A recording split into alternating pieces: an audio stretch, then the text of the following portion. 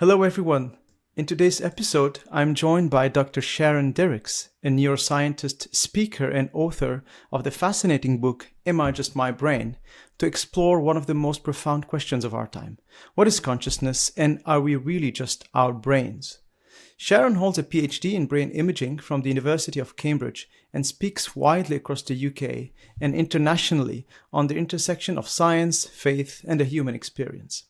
She has appeared on several BBC programmes in the UK, including Radio 2 Good Morning Sunday and Radio 4 Beyond Belief, and has also written for the Times newspaper.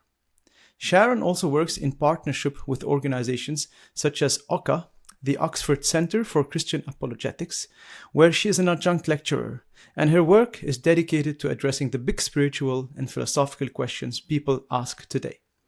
Together, we explore the science of the brain, the mystery of consciousness, and whether the mind points to something more than matter.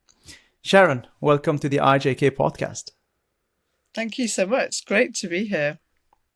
Thank you very much. We're very happy to have you today. Sharon, you've worked in neuroscience for many years. What did you learn about consciousness from brain research, and what questions did it leave unanswered?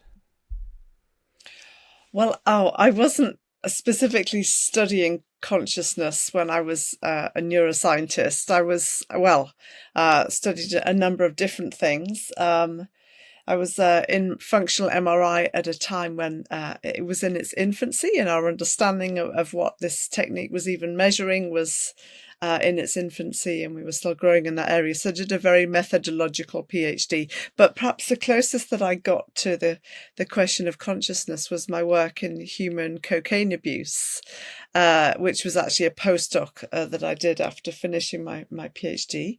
And there we were looking at the impact of cocaine in the human brain. This was an ethically approved study at the Medical College of Wisconsin. And so, what we see is that for this altered state of consciousness that a drug such as cocaine induces, you see certain areas of the brain lighting up in correlation with that. So I guess that's the closest that I came to seeing the mind-brain kind of relationship and connection. Okay. In your book, Am I Just My Brain?, you begin by exploring various perspectives on the mind-body problem. And I'd like to explore briefly with you some of those common ones for our audience. So let's start with the most kind of radical one. Many philosophers or scientists say that consciousness is just brain activity. So neurons firing or chemicals flowing. What do you think is missing from that picture? Yeah, I think that, if that is the case, then everything about us is sort of driven by the neurons inside of our head. And it doesn't seem to take account of the fact that the mind is its own sort of distinct entity that is actually powerful in its impact back onto the body and brain.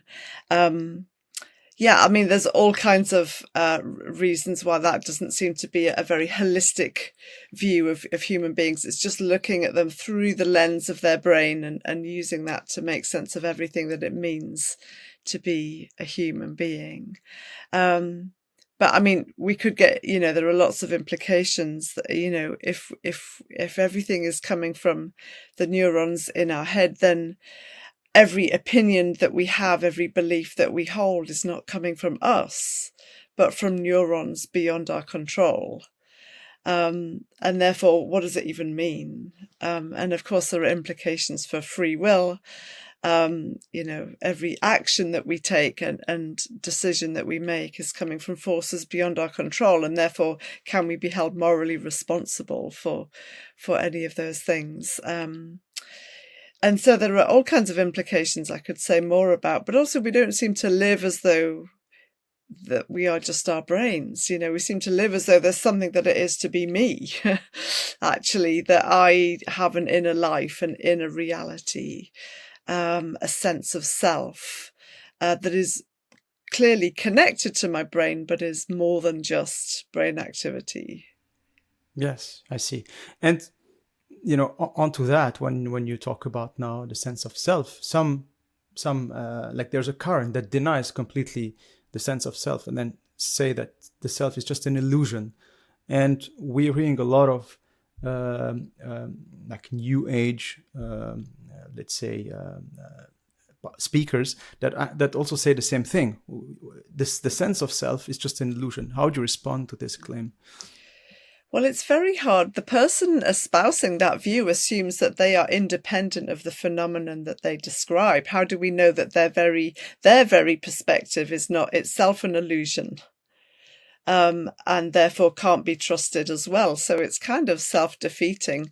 And of course, when it comes to saying that consciousness is an illusion, it then becomes impossible to say anything. And actually, you're talking about taking away or attributing to illusion that which is most fundamental to our existence. Perhaps Descartes was right when he said that the thing that we know with greater certainty is that we're conscious. Cogito ergo sum. Yeah, exactly. Yeah.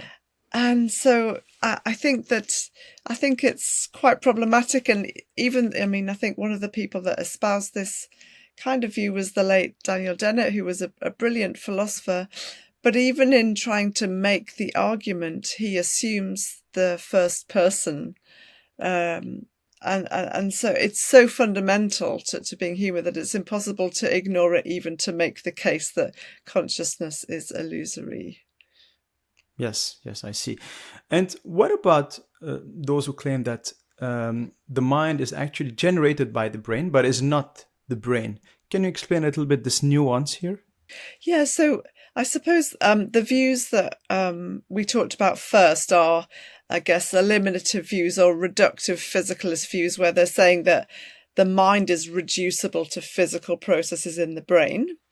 This second view that you mentioned is perhaps referred to as non-reductive physicalism, which is saying that the mind is actually, when a number of brain parts come together, something new comes into being that is greater than the sum of those original building blocks, that can't simply be reduced to physics and chemistry, but it is connected to the biology of the brain. And so it's a form of non-reductive physicalism. Actually you get people who are theists and non-theists that hold this view. The difference being, I guess, and the kind of system they believe that we are in. Mm-hmm. I think the problem with both views, both the view that you are simply your brain or that the mind emerges from the brain, is how do non-conscious neurons generate a conscious mind? If it's true that we simply live in a closed system of matter, the forces of nature acting on matter, then that matter itself isn't conscious. Mm-hmm. But how do you arrive at conscious humans from non-conscious matter?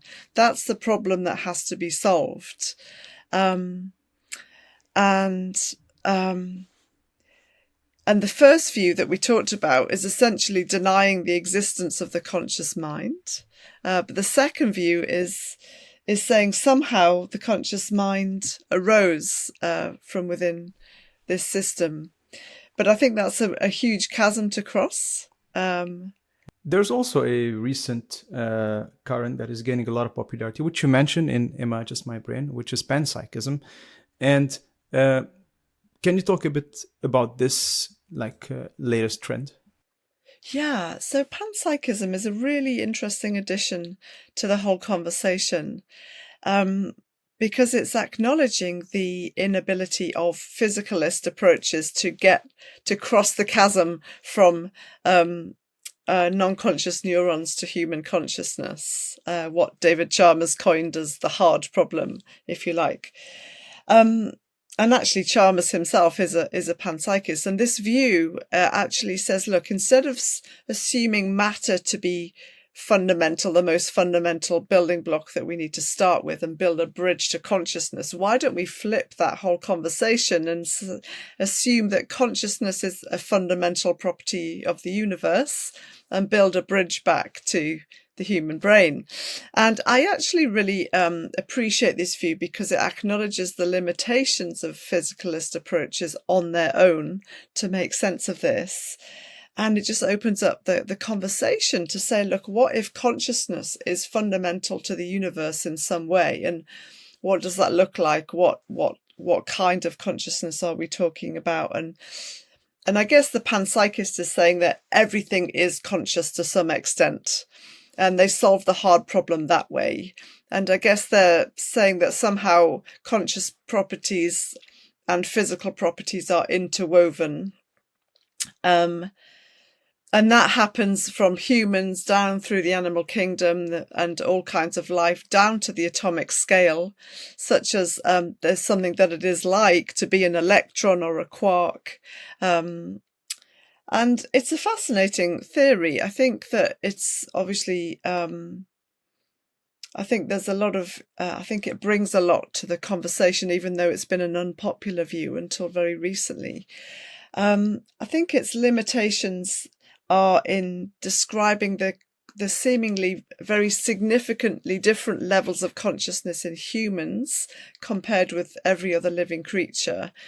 And also perhaps some limitations in accounting for the unity of consciousness. If it's true that there's something that it is to be an electron, why are we not having 30 trillion conscious experiences?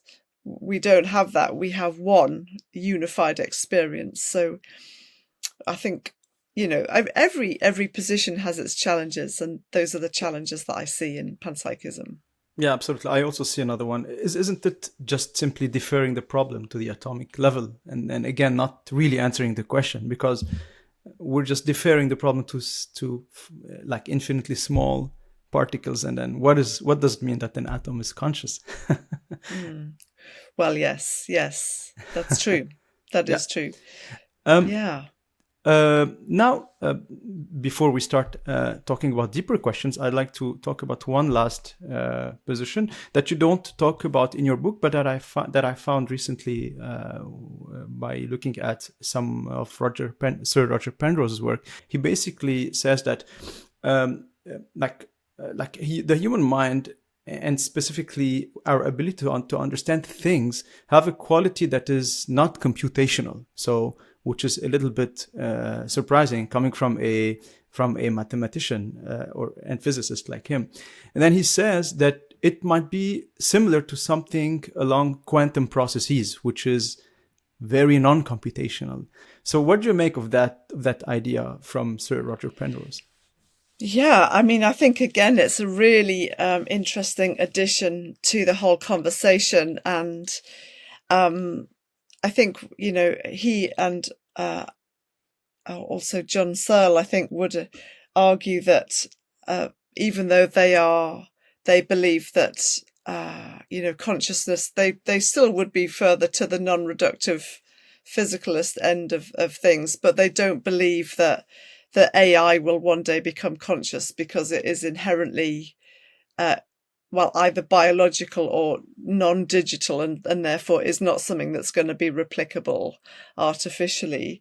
So I think that's a really helpful voice in the whole conversation. I do think that the quantum approach is fascinating. I mean, I think quantum physics itself, is... I think we're discovering more and more as we go along, and it shows us that there's so much more still to understand about the nature of matter, and actually how it behaves and what it does. I guess that the quantum approach is still a material approach to consciousness, even though it's just at a completely different scale to other approaches. But it also has an inherent unpredictability, indeterminacy in there, and there can be different states that exist. And it's only when you begin to read, locate particles that they have to take on a particular position. I guess the unpredictability and indeterminacy of it allows room for it to make sense of something as complex as consciousness. I think someone like David Chalmers slightly cheekily has said, well, consciousness is something mysterious that we don't understand quantum physics is something mysterious that we don't understand. Perhaps quantum mechanics can help us understand consciousness. I think it's a really interesting perspective, and I look forward to seeing how it's developed. All right. Now, if consciousness and the mind, let's talk more about the mind. If it cannot really be reduced to physical stuff, because obviously we are not able to do that, at least not simply, does that point us towards something like the soul? I think that you would find a number of philosophers that would speak about the soul. They would describe consciousness as being a property of the soul, that there's a you that is inherently non-physical in it, but that it actually interacts very closely with your physical body and brain.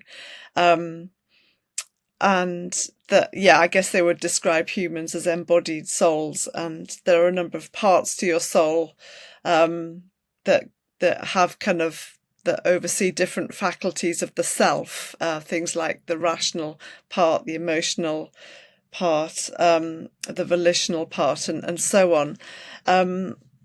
I think that, I think that I think that this view is a very helpful view in the sense of, I feel like I am the bearer of my thoughts, not my brain. It seems to me like I can choose to make actions in the world that actually bring about causal effects. And they're not coming simply from the neurons in my head, they're coming from me. And I guess one of my most central theses in Am I Just My Brain, which is very much an introductory book to the topic, is that brains don't think.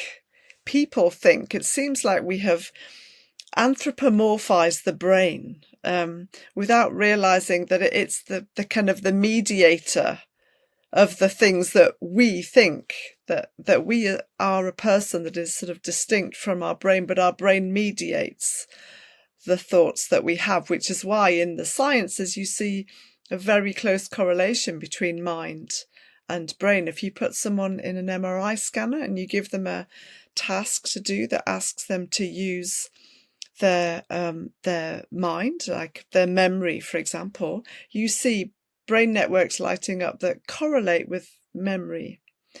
But just because they correlate doesn't necessarily mean one is causing the other, or that one has somehow generated that.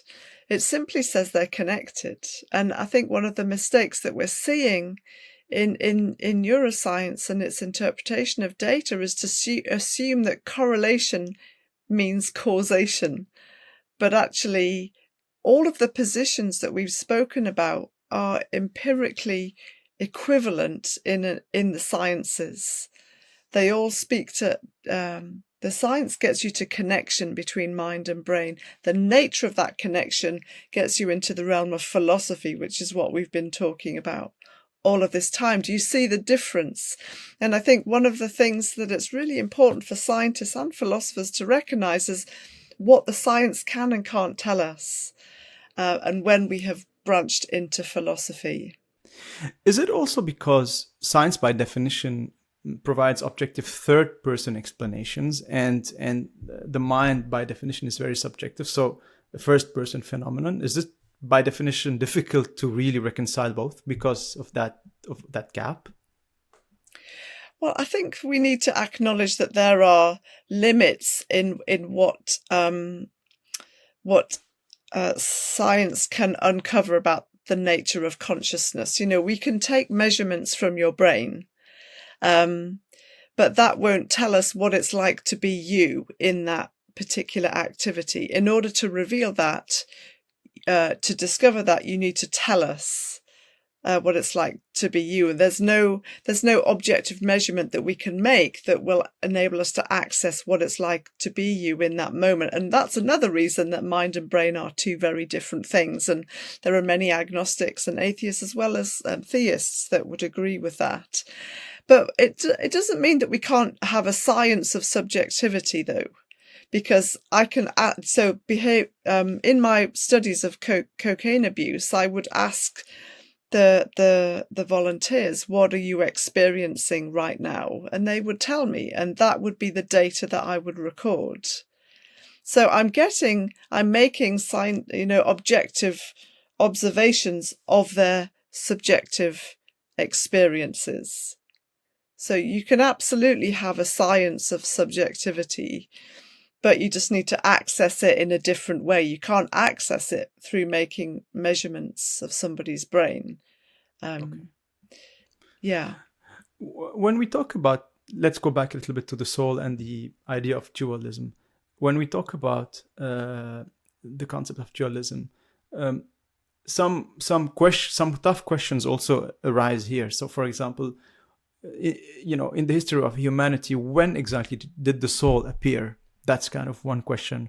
And how do we reconcile the idea of a non-material mind with the gradual development of human consciousness over time? So do you have any explanation, or what is your opinion on that? Yeah. Well, this is a great question. And I think, so one of the ways that I make sense of this is to say that in terms of, perhaps firstly to say, look, well, I'm a Christian theist, and perhaps I need to be upfront about that. But listen, if God doesn't exist, what kind of explanations do we have available to us? If actually materialism is true, then we live in a non-conscious universe, if that is true, a universe of matter, and time and chance and so on.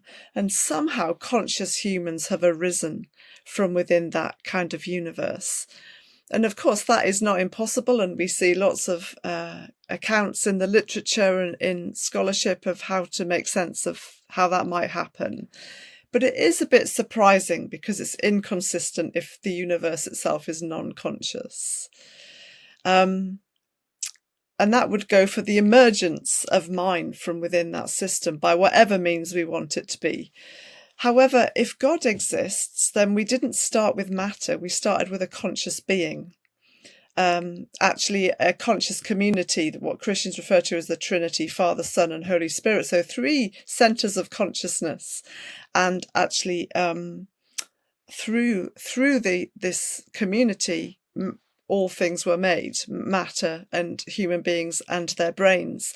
Now, there are actually Christian theists that believe that mind did emerge through evolutionary processes. But it's within this kind of system where you didn't start with matter, but with a conscious being known as God. So I guess it's not that the soul at some point emerged, it's actually that consciousness has always existed. If God exists, if theism is true. And so you can make a case that the very existence of human consciousness is very natural to theism, but it's quite unnatural to materialism.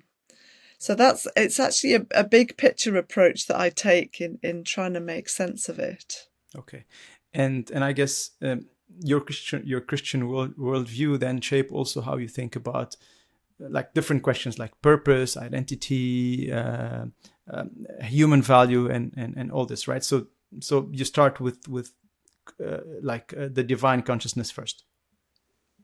Yes, absolutely. There are all kinds of other things that flow from that, and that actually I feel like the existence of God can help us make sense of questions like our identity and significance. I mean, if we take a purely scientific understanding of the universe, which I'm perfectly willing to accept in terms of the age of the cosmos being 14 billion years old, the age of the Earth being 4.5 billion. But Homo sapiens has only emerged 200,000 years ago. So in terms of the entire age of the Earth, if we take that time as a 24-hour period, we've arrived in the very last second, possibly less. So scientifically speaking, we're incredibly insignificant. We mean nothing in the vast landscape of the cosmos. But actually, if God exists, then actually our significance is very disproportionate to the age and the scientific understanding that actually every life matters, every person matters. And So yeah, all kinds of implications for why we long for meaning. If there's no ultimate meaning, why do we long for it? Why do we want to create it in our own lives? And purpose, same goes for purpose. So yeah, lots of things we could say there. Yes, absolutely. And in this worldview, of course, then free will exists and actually is something that determines if I am a good or if I'm behaving properly or improperly correct. This is kind of and I get all the responsibility of my choices as well. Correct? Yeah, that we've been given freedom to live and make meaningful choices, and actually, yes, and returning to I feel like the most persuasive way to defend free will is if there's a distinctive mind that can make choices that are not tied to biology. I do find that to be the most persuasive way to defend that whole concept. Because otherwise, if free will is conditioned by matter, then, why are we putting criminals in prison then? We can simply say, like, it's not them, it's their mind, it's how they were conditioned, right? Correct? Right. That it wasn't them, it was forces beyond their control in their neurobiology. Now, what I do want to be clear here, I do think some people may have a predisposition to certain types of behaviour. I know that legal decisions in the courts have been reduced based on the fact that they might have had some neurobiology, like an enlarged amygdala, which made them more likely to have a weakness towards anger or and so on. I'm not saying that we can't have certain predisposition towards certain behaviors because of our biology, but I don't believe that is a 100% deterministic thing. I think that somewhere along the way, even if there are instincts that arise within us that some people are more susceptible to than others, we can still make a choice. And I think what a lot of kind of counselling and psychotherapy does is allow us to create space so that we're not just driven by our instincts. We can actually allow that instinct to arise and then pause and take stock and decide, now what am I going to choose in the light of that? And I still think that we're not necessarily creatures that are just driven by processes that we have no control over. I think that we still have choices that we can make. Yes, I see. In your book, Am I Just My Brain, you ask the question, are we hardwired to believe? So do you think we are naturally biased toward religion, or that religion comes from our genes? I think that any kind of, again, genetic explanations for religion are... there isn't a God gene. We often want to kind of reduce it to a particular location. Actually, something as complex as religious belief cannot be reduced to a single gene. And your background is thought to play a little bit of a role. But even then, it doesn't guarantee. You get people from non-religious backgrounds becoming very religious, or you get people that have been raised in religious backgrounds that walk away from it. And so even that doesn't play a role. I think that religious belief is a complex combination of many different factors. I think it's quite hard to reduce it down. Okay. So I always had a question that I wanted to ask. Maybe you are the right person to ask. So I noticed, for example, that, I'm Christian Orthodox, because maybe I was born and my parents were Christian, and I was born in a Christian culture. And you notice that around the world, most people from a certain religion inherit the religion of their parents. Doesn't this, in a way, kind of provide or like conflict with the fact that we don't actually choose our religion, but we are conditioned by our environment to believe in a certain way? So what is your opinion on that? I think that I think that sometimes that is a part of what happens, but you also have people that are raised in a very specific religion that actually see problems with it, or and cause them to question it, and actually replace it with to switch to another type of religion, and so I think that clearly your background plays a huge part in the beliefs you do adopt as an adult, but I don't think that's the end of the story. And I think that people can change their minds, and sometimes they change their mind through kind of hearing about different religious beliefs. But there are also people who are having more supernatural experiences like dreams and visions, and coming to know that actually someone like the person of Jesus is actually real and active and at work in the world. And so I think that this is multifaceted, but I don't think it's a clear-cut case that the beliefs you're raised with are the beliefs that you will stay with for the rest of your life. Okay. In our Orthodox, our Christian Orthodox belief, we believe that the person is made from body, soul, and spirit, and we distinguish soul from spirit. I think soul in the Orthodox theology means the mind, and spirit is like something that is like kind of a spark of the divine, and this is kind of how we view a person. Is this view, again, I don't know which denomination you are, but is this view common among most of Christianity, or this is very particular to Orthodox Christianity, you think? Yeah, I think that some people would take that view and say it's kind of body, soul, and spirit, and some people might say that it's body, soul, mind, and spirit. And I think that my view is that, well, and some people might say that actually the soul is the umbrella that integrates all of those other faculties.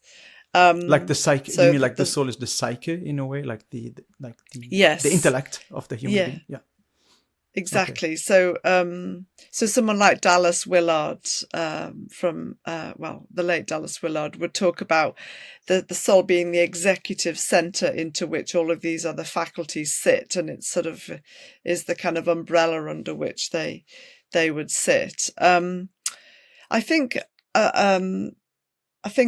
a way that I've found helpful to think about it is that soul and spirit with a small s, and heart and mind are all ways in the Bible that are used to refer to the inner self, the sort of, there's a you, and they're all different ways of shining light on that self, just with different language, but they're all sort of referring to the same thing, that the fact that there's something that it is to be you, that is not simply a product of your biology.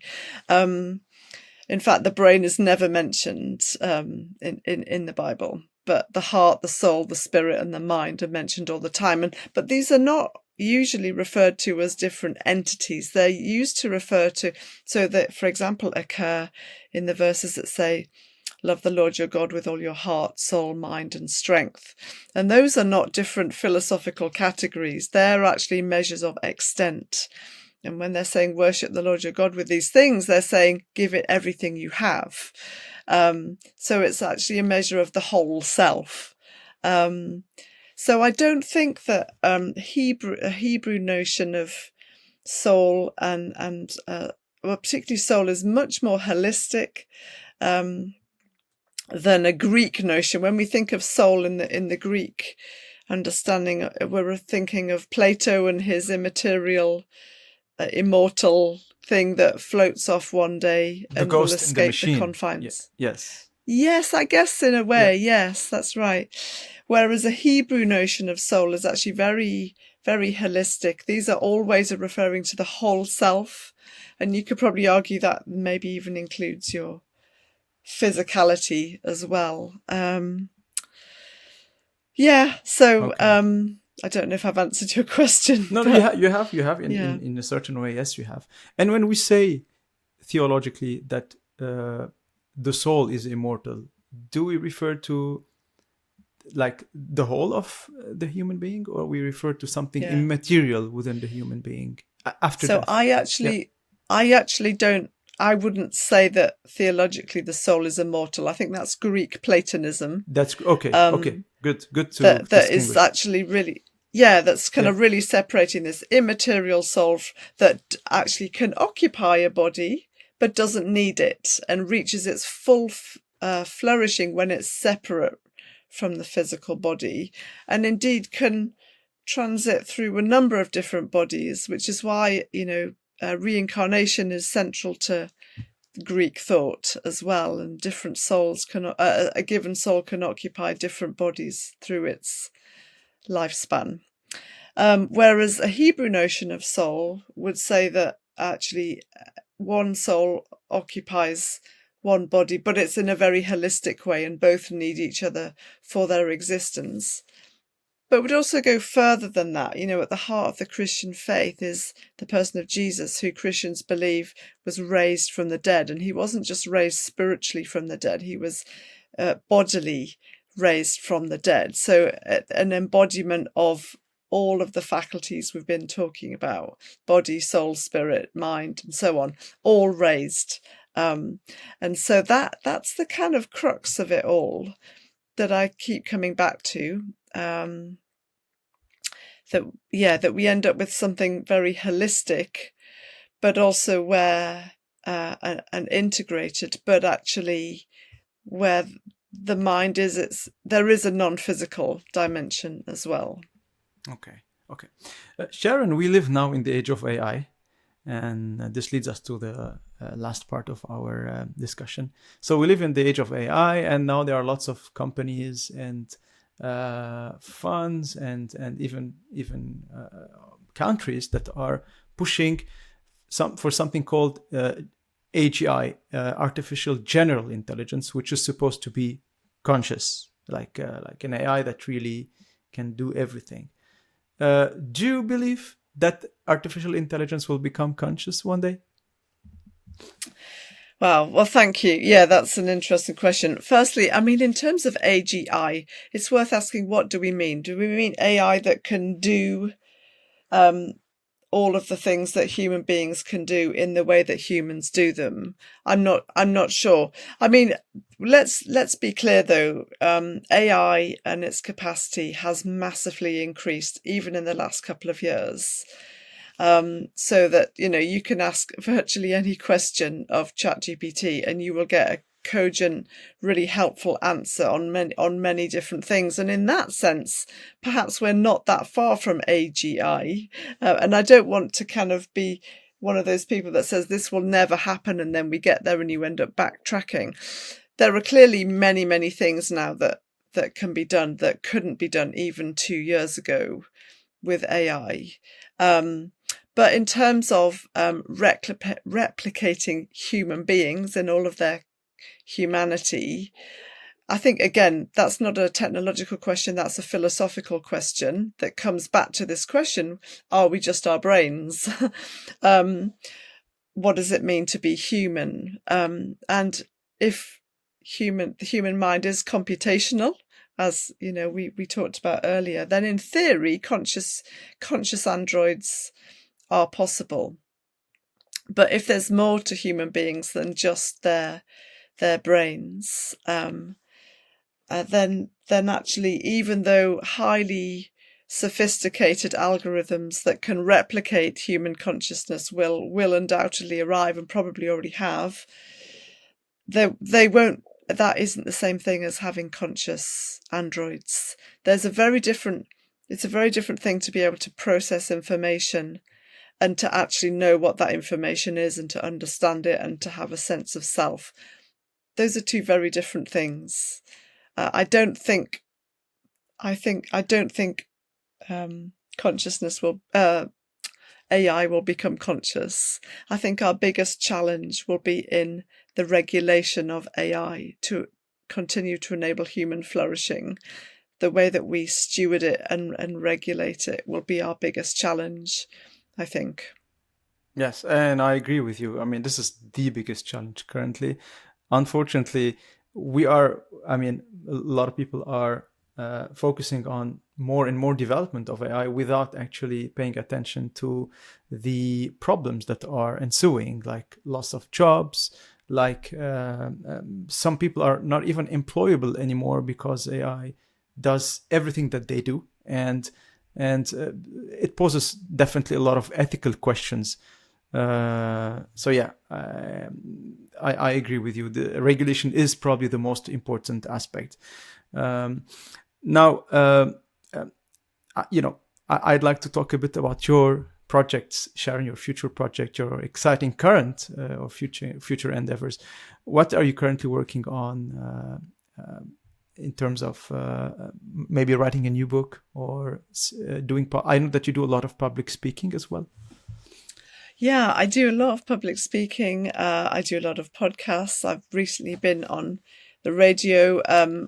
So I have a book on natural disasters called Broken Planet, and what that means. That came out 2 years ago, and so recently, when there's been a natural disaster, I have been called upon to kind of respond on local and national radio, and so that's been a privilege, and yeah, obviously heartbreaking as well.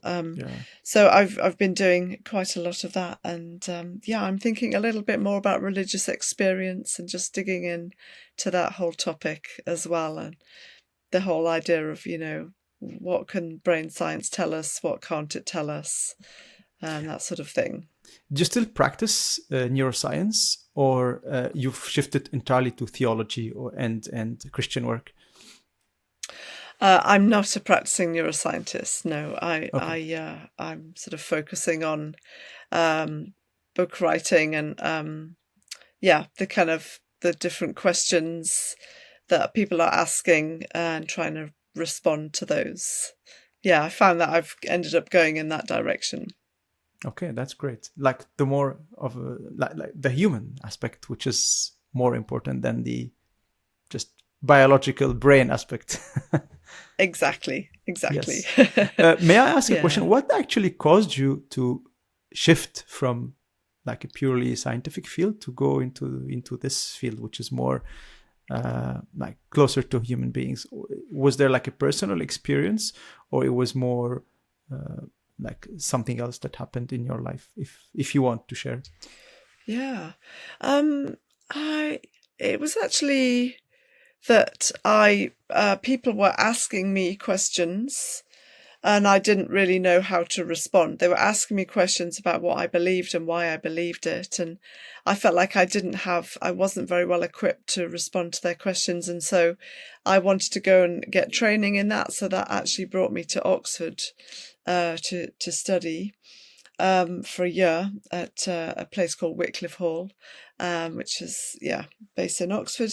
And that then sort of kindled an interest that as I began to look at this, I realised that I was quite interested in this whole area and quite enjoyed speaking and presenting. And so that sort of took me in that direction. I did return to brain imaging for another 4 years, part-time, but I also continued to develop in sort of it's called apologetics, Christian apologetics and theology and so on. So yeah, it was a gradual thing, but it started when I got some training to respond to the questions that my friends were asking me. Very interesting. Well, this was a fascinating discussion, and I think it reminds us that the human being and consciousness is not only a scientific puzzle. It's a very personal and existential question. And Sharon, thank you so much for helping us explore this mystery today. You're very welcome. Thanks for having me. Thank you. Thank you again.